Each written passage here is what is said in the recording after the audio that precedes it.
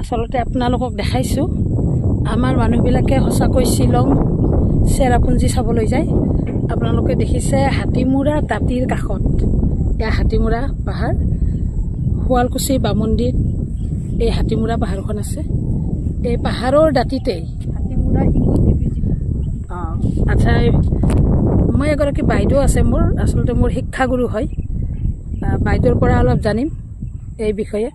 বাইদেউ কওকচোন, এই ৰিজৰ্টখন যে খুলিছে এইটোতো আপোনালোকৰে বুলি শুনি আছোঁ। আজি সেয়েহে মই আজি চাবলৈ আহিলোঁ, বহুতেই ভাল লাগিল এই ৰিজৰ্টখনৰ কাৰণে আহি কেনে। ইমান মনোমোহা আৰু প্ৰাকৃতিক দৃশ্য। আচলতে এই মাটিবিলাক আপোনালোকে ক'ৰ পৰা লৈছিলে? আমাৰ নিজৰ নিজৰ নিজৰ ককাৰ দেউতাৰ শহুৰ দেউতাৰ দেউতাকৰ আগৰ আৰু পূৰ্বপুৰুষৰ মাটি। আচ্ছা, পূৰ্বপুৰুষ জন্মসূত্ৰে পোৱা মাটি আৰু হয় নিজৰে আৰু। মাছো দিছে নহয়? মাছ আছে, মাছ আছে ন? এই মাছবিলাক ডাঙৰ কৰি বিক্ৰী কৰে নে?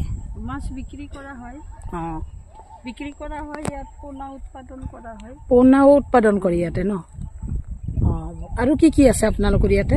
আমাৰ আছে হেৰি মুৰ্গী আছে, হাঁহ আছে, গৰু আছে, আৰু আমাৰ এনেকুৱা টুৰিষ্টৰ কাৰণে আমাৰ কিছুমান সা সুবিধা আছে, এতিয়া বনাই থকা গৈছে।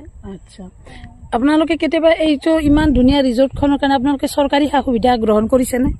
চৰকাৰী সা সুবিধা এতিয়ালৈ তেনেকৈ বিশেষ পোৱা নাই আৰু, কিন্তু সেই হেৰিৰ কাৰণে আমাৰ এই পোনা উৎপাদনৰ এই সময়ত এটা ছাবচিডি ব্যৱস্থা এটা পাইছিল চৰকাৰৰ পৰা 25 লাখ টকাৰ।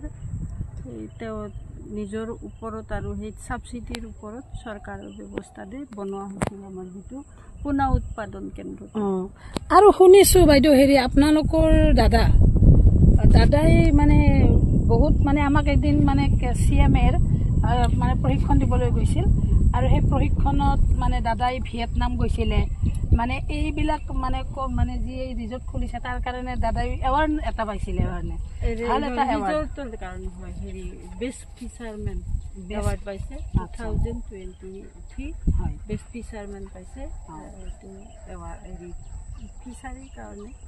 আৰু বিভিন্ন ট্ৰেইনিং বা বাহিৰত যায়, ভিয়েটনাম গৈছে, কম্বোডিয়া গৈছে, চৰকাৰী সুবিধাতে এই প্ৰাইজ পোৱাৰ কাৰণে তেওঁক চিলেক্ট কৰিছিল বোধ হয়। তেনেকৈ গৈছে আৰু চাই আহিছে। এইবিলাকৰ মাছৰ বিভিন্ন কাৰবাৰ আছে নহয়, সেইবিলাক চাই আহিছে, শিকি আহিছে কিছুমান, আৰু লোকেলি কিছুমান ল'ৰা এনেকৈ প্ৰশিক্ষণ দি আছে ইয়াত।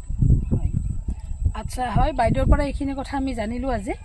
আৰু আপোনালোকক দেখুৱাম তাতে যিটো আমাৰ মাছ পোহা হয়, পোনা যিবিলাক তাত পোহে, এই পোনাৰ আমি যিটো ঘৰ, সেই ঘৰটো আপোনালোকক দেখুৱাম। আৰু আছে বিভিন্ন ঠাইত মানে ফাৰ্ম আছে, ফাৰ্মখিনিও আপোনালোকক দেখুৱাবলৈ যত্ন কৰিম। আপোনালোকে চাই থাকিব ভিডিঅ'টো শেষলৈকে।